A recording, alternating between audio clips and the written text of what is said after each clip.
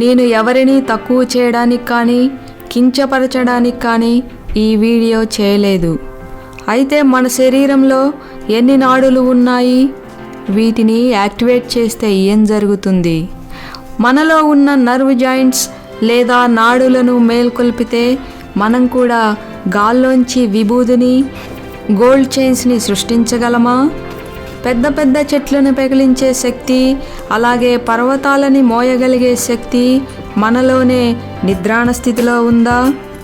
మనిషి శరీరంలో కూడా సూర్యుడిలో ఉండే శక్తిని, హిమాలయాలంత చల్లదనాన్ని తట్టుకునే శక్తి దాగి ఉందా? ఒక దగ్గరే కూర్చుని ఉండి వేరొక ప్రదేశాన్ని చూసే దివ్యశక్తి మీలో, నాలో కూడా నిద్రాణ స్థితిలో ఉందా? మనం కూడా సూపర్ మ్యాన్, శక్తిమాన్లు అవ్వగలమా? అయితే ఇదంతా ఎలా సాధ్యం? అదేంటో ఇప్పుడు తెలుసుకుందాం. తెలుగు ట్రెక్కు స్వాగతం. నేనేం చెప్పదలుచుకున్నాను ఈ వీడియో కంప్లీట్గా చూస్తేనే మీకు అర్థమవుతుంది. అయితే మనందరిలో ఉన్నటువంటి 7 మేజర్ నర్వ్ జాయింట్స్ లేదా 7 చక్రాస్ గురించి తెలుసుకునే ముందుగా మన బాడీలో ఎన్ని నరాలున్నాయి, ఎన్ని నాడులు ఉన్నాయో తెలుసుకుందాం. ఎందుకంటే ఇదంతా చెప్పుకుంటేనే మనకు 7 మేజర్ చక్రాస్ ఎక్కడ ఉన్నాయో తెలుస్తుంది. అయితే మన శరీరంలో మొత్తం 3 లక్షలకి పైగా నరాలున్నాయి. ఈ 3 లక్షలకు పైగా నరాలన్నింటిలోకి 3 పెద్ద నరాలు వెన్నుముకకి దిగువ భాగం నుండి పైభాగం వరకు వ్యాపించి ఉంటాయి. వీటి గురించి చెప్పుకున్నట్లయితే నెంబర్ 1 ఇడా లేదా పారాసింపథిక్ నర్వస్ సిస్టమ్, నెంబర్ 2 పింగళ లేదా సింపథిక్ నర్వస్ సిస్టమ్, నెంబర్ 3 సుషుమ్నా లేదా సెంట్రల్ నర్వస్ సిస్టమ్. ఇలా 3 పెద్ద నరాలున్నాయి. అయితే ఈ 3 పెద్ద నరాలకు చిన్న చిన్న నరాలు జాయిన్ అయి మన బాడీలో బ్లడ్ సర్క్యులేట్ అవుతూ ఉంటుంది. ఫర్ ఎగ్జాంపుల్, ఒక పెద్ద వాటర్ పైప్కి అక్కడక్కడ చిన్న చిన్న వాటర్ పైప్స్ కనెక్ట్ చేస్తే అవి వాటర్ని ఎలాగైతే వేరువేరు ప్లేసెస్కి తీసుకొని వెళతాయో అలాగే మన బాడీలో కూడా బ్లడ్ సర్క్యులేట్ అవుతూ ఉంటుంది. మన శరీరంలో ఉన్నటువంటి మొత్తం 3 లక్షలకు పైగా నరాలు అక్కడక్కడ కలిసిపోయి ఉంటాయి. వీటిని నాడులు లేదా నర్వ్ జాయింట్స్ అని పిలుస్తారు. అంటే కొన్ని నరాలు కలిసే ప్రదేశాన్ని నర్వ్ జాయింట్స్ అని పిలుస్తారు. ఫర్ ఎగ్జాంపుల్, ట్రైన్ ట్రాక్స్ ఎలా అయితే అక్కడక్కడ కలుస్తాయో అలానే మన శరీరంలో కూడా నరాలు కలుస్తాయి. అంటే కొన్ని నరాలు కలిసే ప్రదేశాన్ని నర్వ్ జాయింట్స్ అని పిలుస్తారు. ఇలాంటి నర్వ్ జాయింట్స్ మన శరీరంలో 72,000కు పైగా ఉన్నాయి. ఈ 72,000 నర్వ్ జాయింట్స్లోకెల్లా పెద్దవైనటువంటి 7 మేజర్ నర్వ్ జాయింట్స్ వెన్నుముకకి దిగువ భాగం నుండి పై భాగం వరకు సుషుమ్న నాడి లేదా సెంట్రల్ నర్వస్ సిస్టమ్కి అంటుకొని ఉంటాయి. వీటిని యోగాలో 7 చక్రాస్గా పిలుస్తారు. అయితే ఈ చక్రాస్ దగ్గర కేంద్రీకృతమైన ఎనర్జీని సాధిస్తే ఎటువంటి శక్తులు వస్తాయో, పర్వతాలను సైతం ఎత్తగలిగే శక్తి ఏ చక్రం దాటిన వారికి కలుగుతుందో తెలుసుకునే ముందుగా అసలు ఈ చక్రాస్ని మేల్కొల్పడం అంటే ఏమిటి, కుండలిని యోగా అంటే ఏమిటో తెలుసుకుందాం. మనకి యోగా తెలుసు, మెడిటేషన్ గురించి తెలుసు.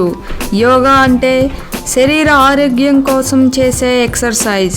మరి మెడిటేషన్ అంటే రోజులో అర్ధగంటో గంటో చేసే ధ్యానం.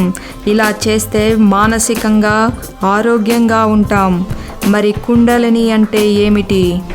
మనలో ప్రతి ఒక్కరి శరీరంలో నిద్రాణంగా 7 చక్రాస్ వద్ద ఉన్న ఎనర్జీని మేల్కొల్పడమే కుండలిని యోగా.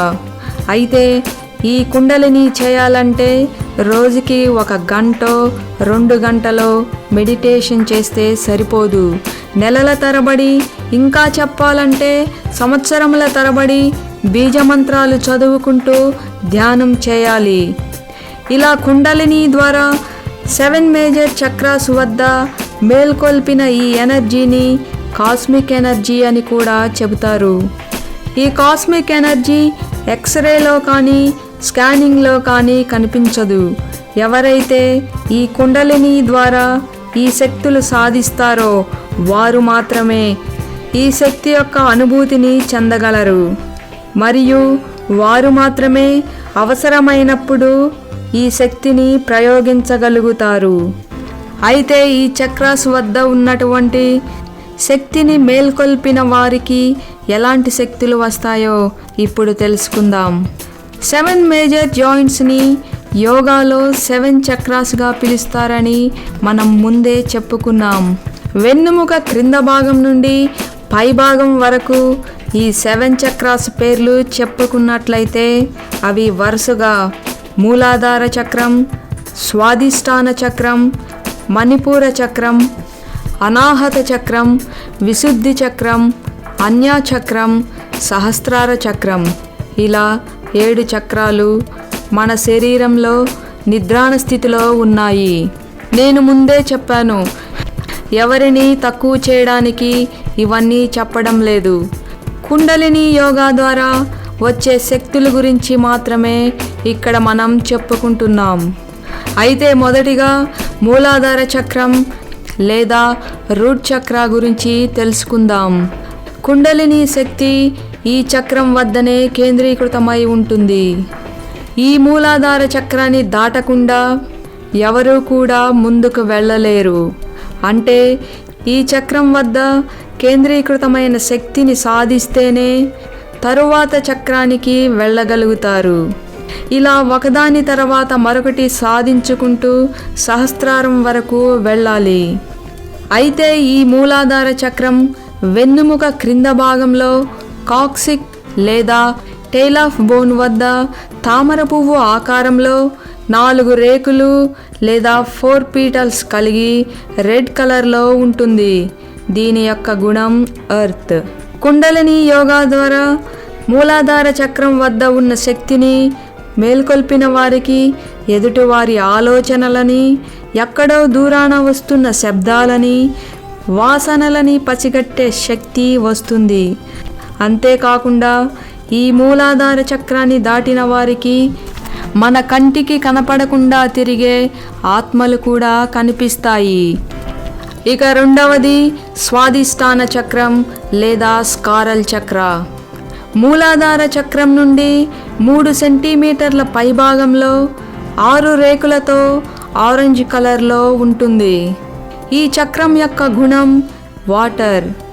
కుండలిని ద్వారా ఈ స్వాదిష్టాన చక్రాన్ని మేల్కొల్పిన వారికి ఒక వ్యక్తి యొక్క ఫ్యూచర్ మరియు పాస్ట్ గురించి తెలుస్తుంది.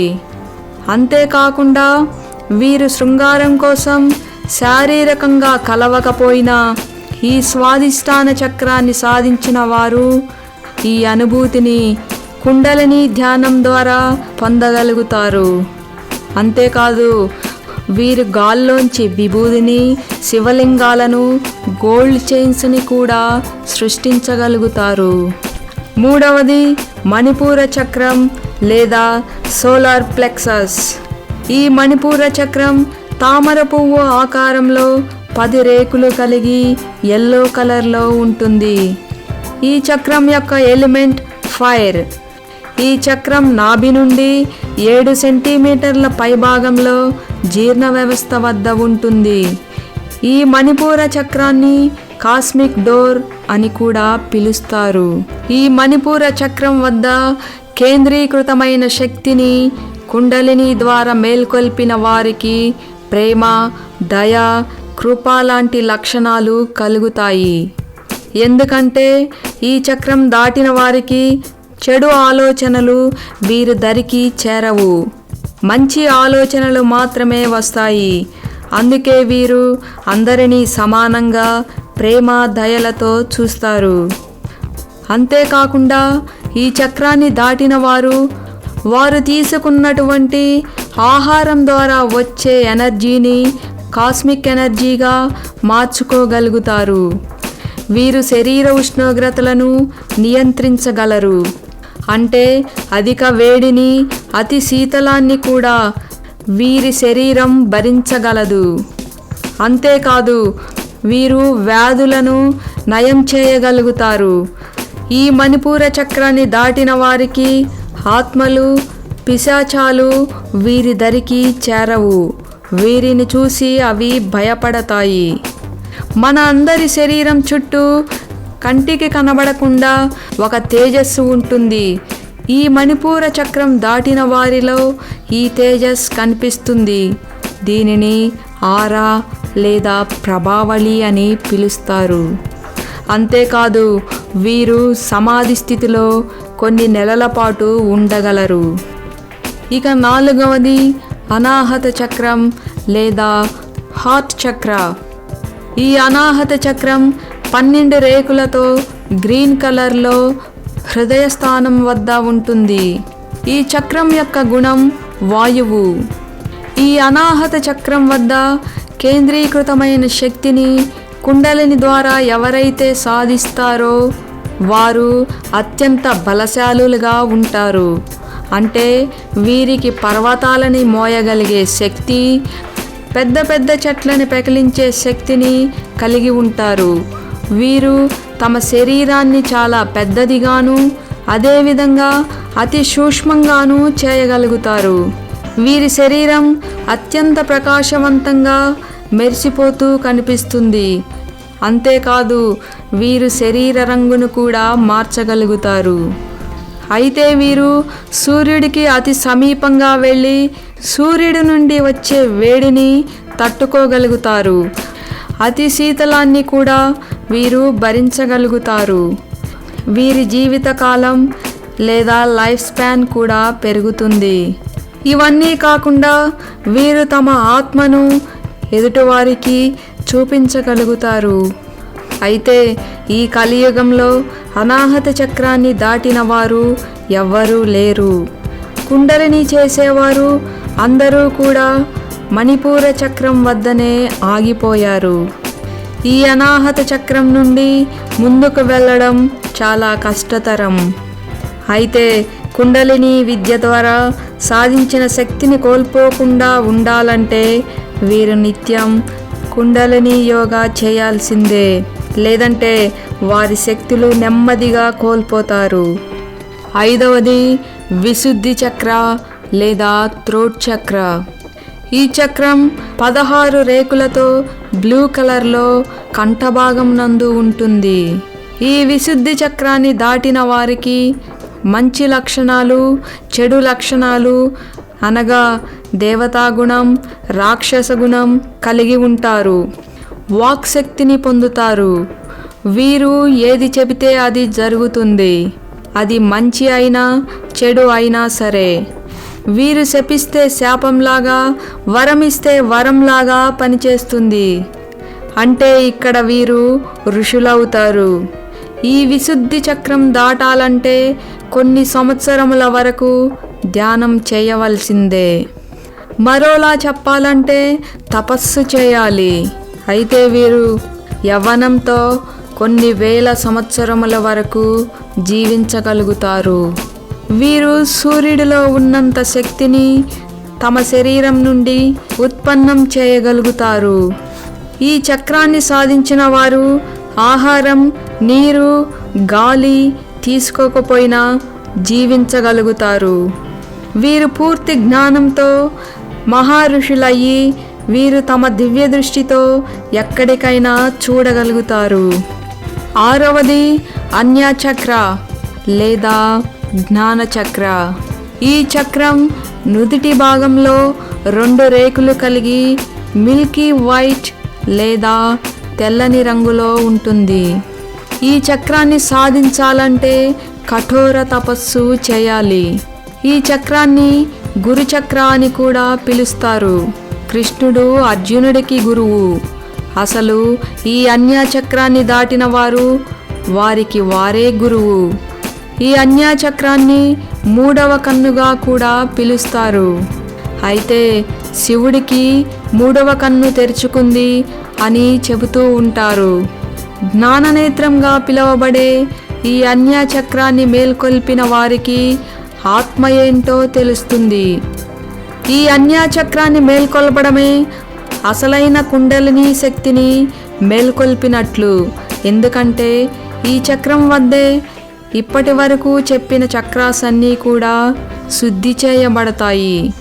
ఈ అన్యాచక్రాన్ని మేల్కొల్పిన వారికి చనిపోయిన వారిని ఆవాహనం చేసుకునే శక్తి మరియు దివ్య జ్ఞానం, అలాగే రహస్య జ్ఞానం కలుగుతాయి.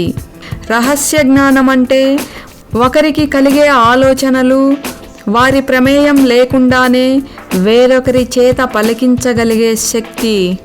అయితే మనలాంటి సామాన్యులు ప్రజెంట్ని మాత్రమే చూడగలుగుతాం, ప్రజెంట్లో మాత్రమే జీవించగలుగుతాం.